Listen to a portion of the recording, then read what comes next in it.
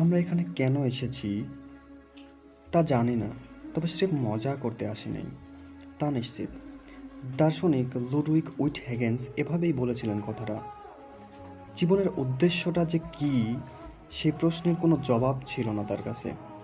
তবে এটা যে শুধু মৌজ মাস্তির ক্ষেত্র নয়, সেটা তিনি ঠিকই উপলব্ধি করতে পেরেছিলেন। তবে অনেকের কাছে এই ধরনের প্রশ্নই আজগুবি। তাদের মতে জীবন নিয়ে এত ভাবনা চিন্তার কিছু নেই। আমরা এখানে কেন এসেছি তা নিয়ে ভাবতে ভাবতে মাথার কাঁচা চুল সাদা করে ফেলার কোনো প্রয়োজন নেই। তার চেয়ে বরং নির্ভাবনায় নাটাই হাতে কাটিয়ে দেব এক জীবন। নোবেল পুরস্কার বিজয়ী আলবার্ট ক্যামাস বলেছিলেন, জীবনের মানে খুঁজতে গেলে জীবনে আর বাঁচতে পারবেন না আপনি। তিনি আসলে বলতে চাচ্ছেন, আমাদের অস্তিত্বের পেছনে কোনো উদ্দেশ্য থাকুক কি না থাকুক, নিজের ভালো লাগে এমন একটা জীবন পার করাই মূল কথা। তো দেখা যাচ্ছে জীবনের উদ্দেশ্য নিয়ে রয়েছে নানা মনের নানা মত। আচ্ছা, মূল যে প্রশ্নটা, অর্থাৎ জীবনের যে একটা উদ্দেশ্য আছে, এটা বিশ্বাস করা কি যৌক্তিক? আপনি হয়তো চেয়ারে বসে এটি শুনছেন, সভ্য সমাজের বাসিন্দা বলে আপনার গায়ে হয়তো পোশাকও জড়িয়েছেন। আচ্ছা, আমাকে বলুন তো, এগুলোর পেছনে কি উদ্দেশ্য আছে? পোশাক কেন পরেছেন? চেয়ারের কাজ কি? উত্তরগুলো খুবই সহজ অবশ্যই। চেয়ারে আমরা বসতে পারছি, পোশাক আমাদের শরীরকে উষ্ণ রাখছে, নগ্নতা ঢাকছে। তাছাড়া সৌন্দর্যের বিষয়ও আছে। চেয়ার বা পোশাক সবই তো জড়বস্তু, এগুলোর কোনো অনুভূতি নেই, মানসিক সামর্থ্যও নেই। কিন্তু আমরা ওগুলোর সাথে কিছু উদ্দেশ্য জুড়ে দিয়েছি। যেমন চেয়ারের উদ্দেশ্য হচ্ছে মানুষ তাতে বসবে, পোশাকের উদ্দেশ্য হলো সে মানুষের শরীর আবৃত করবে। আর সেখানে মানুষের মতো সচেতন বোধসম্পন্ন এক সত্তার কোনো উদ্দেশ্য থাকবে না, এর চেয়ে বড় অযৌক্তিক কথা আর কি হতে পারে? জীবনের যদি কোনো উদ্দেশ্যই না থাকে, আমাদের অস্তিত্বটাই তো হবে অর্থহীন। প্রকৃতিবাদীরা এমনই এক উদ্দেশ্যহীন জীবনের প্রবক্তা। এই মতবাদ বলে, আমরা নাকি সুদৃঢ় অতীতে ঘটা কিছু দৈব অযৌক্তিক প্রাকৃতিক কার্যকলাপের ফল। এক ডুবন্ত জাহাজে ভেসে ভেসে দিন গুনছি, রূপক জাহাজটি হলো আমাদের মহাজগৎ। বিজ্ঞানীদের মতে এক অনিবার্য ধ্বংসের পথে ছুটে চলছে এটা। এক সময় তপ্ত মৃত্যু হবে এর অনিবার্য পরিণতি। সূর্য গ্রাস করে ফেলবে পৃথিবীকে।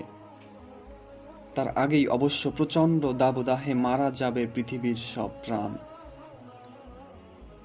জাহাজটি যদি ডুবেই যাবে, বলুন তো চেয়ারগুলো এক জায়গা থেকে নিয়ে আরেক জায়গায় সাজিয়ে কি লাভ?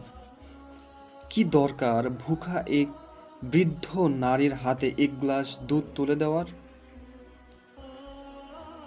কিন্তু কোরআন এমন বোহেমিয়ান অস্তিত্বের কথা বলে না। সে তুলে ধরে মানুষের সহজাত অবস্থান। প্রভু আমাদের, আপনি এগুলো কোনো কিছুই বিনা উদ্দেশ্যে সৃষ্টি করেননি। উদ্দেশ্য থাকা না থাকা নিয়ে আরও বহু বিতর্ক জন্ম নেয়। কোনো নাস্তিক বলতে পারেন, উদ্দেশ্য নেই বলে আমরা নিজেরাই নিজেদের উদ্দেশ্য সৃষ্টি করার স্বাধীনতা পেয়ে থাকি। কেউ কেউ বলেছেন, জীবনের কোনো উদ্দেশ্য নেই বলে আমরা সম্ভাবনার এক নতুন দিগন্ত তৈরি করতে পারি। তাদের মতে সৃষ্টির সব কিছুই যেহেতু অনর্থক, তাই পরিতৃপ্ত জীবনের জন্য আমরা নিজেরাই একটা অর্থ দাঁড় করিয়ে নিতে পারি বইকি। তো তাদের এই সমস্ত আলাপ থেকে আমরা কোন সারমর্মে এসে পৌঁছাতে পারি? তারা একবার বলছে জীবনের কোনো উদ্দেশ্য নেই, আবার একটু পরে নিজেরাই একটা স্বরচিত উদ্দেশ্য দাঁড় করাচ্ছে। বাচ্চারা যখন খেলাধুলা করে তখন খেয়াল করলে দেখবেন, খেলতে গিয়ে তারা একবার ডাক্তার সাজে, পরক্ষণেই নার্স সাজে, একটু পর আবার অফিসার সাজে। এর পর মুহূর্তেই আবার বাবা মা সাজে। বাচ্চাদের এ ধরনের খেলার সাথে নাস্তিকদের কথাবার্তার মধ্যে কোনো পার্থক্য নেই। কিন্তু জীবন মঞ্চে এমন শিশুসুলভ মনোভাবের কোনো সুযোগ আসলে নেই। আমাদের পরিপক্ক হতে হবে।